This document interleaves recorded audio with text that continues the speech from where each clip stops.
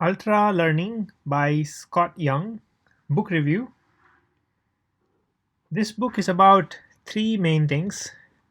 The number one is it lays out learning principles that can be used to learn pretty much anything.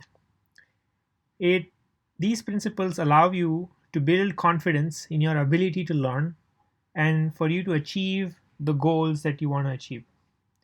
Ultralearning is a path which allows you to prove to yourself that you have the ability to improve and to make most of your life. It gives you the confidence that you can accomplish ambiguous things. The book provides a gold mine of actionable strategies through principles for learning anything fast. The main theory is that passive learning creates knowledge, but active learning creates skill. So, having a clarity on the goal and enthusiastically, with a lot of tenacity, following the learning principles allows you to learn things quickly. Starting young is a pretty important thing, and having this confidence is also another big step for every learner. In this video, you can be anything you want. You're closer than you think on YouTube. The voiceover is by Jeff Weiner, the CEO of LinkedIn. He says that his father told him that he could achieve anything he sets his mind on. So that's the kind of confidence, and once you believe in that, how do you get to that level of confidence and that strong belief? That's what this book is all about. There's another video, Bringing Up a Genius, by Laszlo Polgar, who's the father of Judith Polgar. So he set up a conscious intention to raise his kids to becoming a genius, and that actually happened. And how he did it is expressed in detail by this animated video. If you Google it, Bring Up a Genius by Laszlo Polgar. One of his three daughters is Judith Polgar, and you can see in this picture that they're all playing chess. And so he had an intention before even their kids were born that he would specialize them into one area of their liking. And all three of his daughters ended up playing chess, and they all became really good. One of them, Judith Polgar, actually became the queen of chess, and she's still a very strong chess player. So she started young, and there was a huge amount of focus and specialization. And there is also a PDF, Raising a Genius, that you can Google, that has stories about how Laszlo Polgar did it. But the key thing was starting young and specializing. And that strong intention and then resources around how to learn chess in a pretty detailed way was the key insight. This chapter is at the it's in the book, but at the very end, what I liked the most about this book was this detailed explanation of how Judith actually ended up becoming the chess master. His father planned out to teach them at home. He appreciated their skills. Punishment was never used. Overall, all the three girls grew up as good human beings, and also were able to bring out the genius in them. It required a lot of hard work, and that story is phenomenal. That I would request. I would hope that everyone reads. And this also provides inspiration as to how each one of us can raise our kids to get them to be the best that they could be. So ultra learning is having your dreams fulfilled, bringing out the genius within you. And there are compelling things that needed to be an ultra learner. You have to have a compelling vision like what Judith's father had.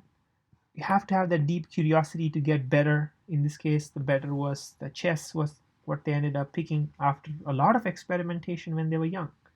And there'll be a lot of challenges, and how to overcome those challenges is the key goal of this book is to break it down into principles so that you can actually learn any skill that you want and have that confidence. This can be used not just in any thing like chess, but also like public speaking. You would need a way to break things down. You would need to learn various parts like good speech, confidence, storytelling, writing, creativity, interviewing skills, selling skills, audience relatability, so that the audience cares. A lot of things comes in any type of skill that you want to develop. So let's get into some of the principles that are given in this book. Overall, there are 9 principles in this book, and let's get into each one of them. The first one is meta learning. Meta learning has 3 main factors: the why, the what, and the how. It's about planning. It's about having things mapped out and having a detailed plan as to how you would go about learning. So you do intense planning, you try to understand what capacity you have to learn, what kind of time you have to contribute, how your schedule looks like, when you have the exact time in a particular day, what kind of resources available out there, what is the fastest way to learn what you want to learn, and a clear definition of the goal. And you'd want to spend at least 10% of your time defining the why of what you're trying to do, very crisp, the what as to what concepts, facts, and procedures you want to learn, and how you will end up doing it. So this is the planning phase. It's just the mapping things out, and having a pretty detailed plan is the meta learning principle. So any learning requires for you to first do meta learning, find out what experts have done. The second step, after you've figured out how you will do it, is to actually focus on doing what you have figured out you will do. And so there are 3 main things for you to have focus. You would want to start with focusing on certain things. Procrastination is the biggest thing that comes in mind that will block your ability to focus. So start small. Once you have started, you need to sustain your focus. There's going to be a lot of distractions: phone, people, noise, the environment where you study, etc. And if the task is very difficult, or if you're having emotional disturbances or thoughts that are not allowing you to study, then sustaining focus is hard. So figuring out how you start to get to focus on a specific time, there's going to be some routine that you would have to follow to build to that level of focus. Then sustaining that focus and then optimizing it so that you don't become too dull or don't become too excited. So that's the second part. You need to have tactics that you do to maintain focus, to start focusing on something, sustaining that focus, and optimizing it. After you've developed focus, you want to get direct. You want to get straight into doing things that you actually want to do. If you want to learn public speaking, you start speaking. If you want to learn drawing, you just start drawing. You don't theorize about drawing or don't just read theories about drawing. You just learn by doing. You get straight into it. And the real life situation is much better way to learn than to learn in an abstract way. A lot of our education system today suffers from this issue called transfer, where what you learn is not 100% transferable, even 50% transferable to in real life. And so you need to have whatever you end up learning a specific goal that is real life usable. And when you have that, you will maximize your ability for using it and transferring those skills. So direct usage by doing it of what you want to do is the next big principle. After that, there will be times where you will find that there are certain weak spots. There are certain steps in your learning which are rate limiting. Those are your bottlenecks. Those are your weak points. You would want to define practices that actually allow you to drill in to how to get better at those weak spots. So defining those weak spots and defining practices to actually drill in is the key thing, because you have very limited attention, memory, and effort available at any given point. So if you want to really master to such an extent that you start remembering things by feeling instead of the willpower of recollecting, then that's the ultimate thing. So you would want to start drilling in certain skill sets For example, if you think that in public speaking your vocabulary is bad, then you just want to start learning new words and drill in learning new words through flashcards and things like that. After you've drilled your weak spots, then you have to make sure that what you've learned you actually can recollect. So improving your memory by practicing through recall questions. So instead of taking notes and just going over notes over and over, which is a good tactic, but if you take down questions, if you listen to a good talk, try to take down questions that you would want to answer. So if you take down questions and try to learn through answering those questions, then it's probably a good exercise of recall where you try to learn things by practicing retrieval. When you try to practice retrieval, those brain cells connect and retrieval becomes easier. So test yourself often, build questionnaires for things that you'd want to test yourself, and ask yourselves to answer those questions. Have very easy ways for you to go back to the answers from those questions by referencing page numbers of the book or certain resource on the internet and go straight to it. So this is where your brain wiring happens as to how you learn. There are many ways to improve learning: spaced repetition through flashcards, writing things down through free memory recall, building a set of questions and answering them on a regular basis allows you to make sure your memory is fresh. After certain points, you will notice that the leakiness of your brain memory stops. But if you don't practice enough, then it starts to decay very fast. So understanding memory and memorizing things that are basically needed to do your job well is important. You can say you can look up things, but looking up is not the ultimate way, because for you to optimally perform, you need to have some amount of memory and retrieval at your fingertips. The sixth one is feedback. So everyone has areas where they're weak in, but it's going to be very critical for you to take the right feedback at the right time. There are different types of feedback: informational feedback that just tells you what happened, outcome-based feedback that just evaluates was it good or bad, and corrective-based feedback that tells you how to improve your actions.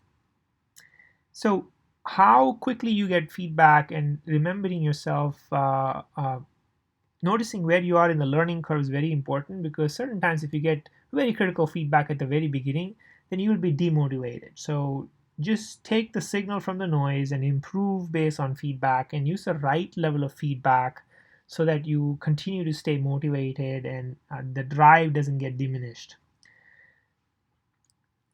Once you have a feedback mechanism, it's important for you to make sure that, again, you remember everything.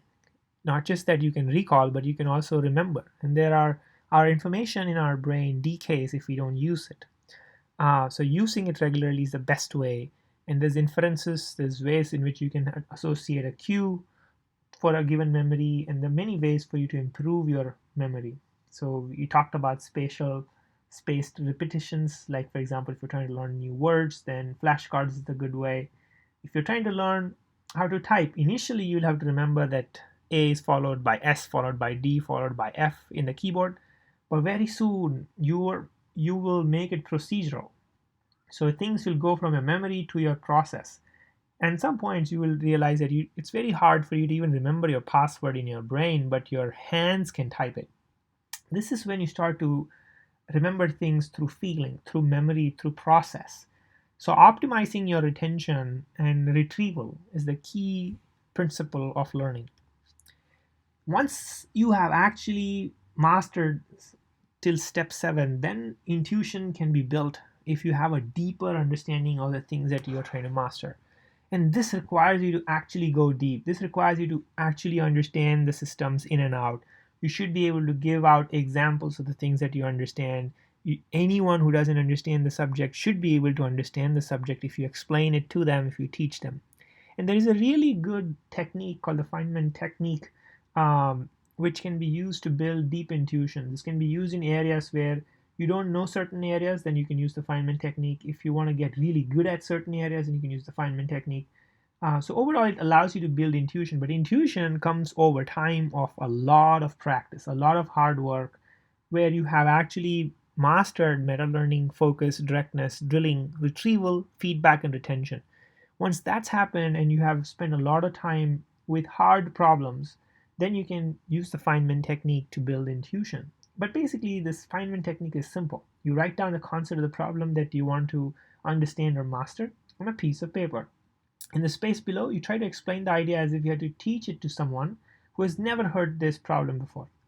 If the concept that you try to explain, you can do it with simple examples and the other person understands, that means you really understood the problem. But if you yourself do not understand it, forget about explaining to someone else. If you're stuck in any specific areas, you repeat. You write down what areas doesn't make sense. You reference materials around that, and you get better at it. So deeper understanding of how things actually work is critical, and that's where intuition is formed. For example, if you were to draw out a bicycle, could you do it? If not, try to draw it out right now. You think you know, but you may be fooling yourself that you actually can draw out how to draw a bicycle. If not, there's mechanics to it, etc., etc. For a deeper understanding to be really built, you have to know things in and out. So intuition is what is the outcome of actually doing a lot of practice over a period of time. The final step is experimentation. You have to be exploring outside your comfort zone. This is where you will discover your unique style. You try out various things. If you're trying to draw, you draw out like hundreds of drawings a week, and then all of a sudden you can start to see what works, what doesn't work for you, what you like, what you don't like, what variables make sense, what variables doesn't make sense. So experimenting through different techniques, changing variables, limiting yourself in certain areas, trying out various different combinations allows you to find out what really works for you, and you will indeed bring out your own unique style. At the end of it, all of this theory can only be useful if you pick an ultra learning task right now and start to use these principles in your day-to-day life. So before we get started, these 9 principles, there are checklists of questions that you would want to ask yourself if you've answered. So let's get into, for each of these 9 principles, what are the checklist questions that you would want to answer before you get started? If you've not answered these, then the ultra learning project will be not as successful as you want. The first one is meta learning. Ask yourself, have I done the research into what are typical ways of learning the subject? Have I interviewed successful ways of learning this subject or skill? The successful people who have done this. Have I interviewed those learners and see what resources and advice they can recommend to me? Have I spent at least 10% of my time planning and doing my preparation for this work? If I have not done it, then meta learning is not done. So this principle is the most critical principle. You would want to make sure you have answers to each of these questions. Once you've done that, you get to focus. Then you ask yourself critically, am I able to focus when I spend the time learning, or am I multitasking and I'm simply just distracted? I just cannot focus. Am I skipping learning sessions or procrastinating to some simpler, lousy way of learning and slow way of learning? When I start the session, how long does it take for me to get into a good flow of focus and rhythm? How long can I sustain that focus before my mind starts to wander? And how sharp is my attention? These questions will allow you to say, hey, should it be more concentrated for my intensity or more diffuse for my creativity? These questions will allow you to find out if you're doing well on focus. If not, you can go back, get better at focus, and find out like whether it was starting that was a problem, was it the sustaining, was it the optimizing that was the problem. Then you evaluate directness. In directness, you're asking a set of questions. You're asking, am I learning the skills in the way I eventually want to be using? Is it real life, or is it just theoretical skill that will be used nowhere? It's just for the fun of it. If not, what mental processes are missing from my practice that exist in the real world? Can I use some sort of a simulation? Can I use some sort of a example which is usable for me day to day? How can I practice transferring this knowledge I learned from books, class, videos to real life? So this connection is very, very important. If you don't have directness with these questions answered, you're probably setting yourself up for failure. Next up is drilling. There are 4 questions. Am I spending time focusing on the weakest points of my performance? What is the rate limiting step that is holding me back currently? Does it feel as though my learning is slowing down and that there are too many components of the skill to master? If so, how can I start to split apart complex work into smaller, more manageable components. So this allows you to check for yourself, is my drilling working? Then the next step is retrieval. In retrieval, you're trying to check if I'm spending most of my time reading, reviewing, or am I actually solving the problems? Am I testing myself to recall, or am I just theorizing about it? Do I have some way to test myself, or just assume that I remember everything and I'm fooling myself? Can I successfully explain what I've learned yesterday, last week, a year ago? How can I know if I can? Ask yourself these questions to check if you're doing well in retrieval phase. Then comes feedback. Am I getting honest feedback about my performance? Or am I just dodging the punches and avoiding criticism and hoping that I know everything? Am I using feedback correctly, or am I overreacting to noisy data? Because at times you don't want to be bogged down by critical feedback when you know you're just starting to learn. Retention is the next big area where you try to check whether you can actually remember things. Do I have a plan in place to remember what I'm learning long term? Am I spacing my exposure to information so it will stick longer? Am I using spaced repetition? Am I having a way in which I can actually use and remember for a long period of time? Am I turning my factual knowledge into procedures so that I don't have to use my willpower? My muscle memory is coming and becoming more effective. Am I overlearning the most critical aspects of the skills? If you are, then that's probably at some point marginal utility.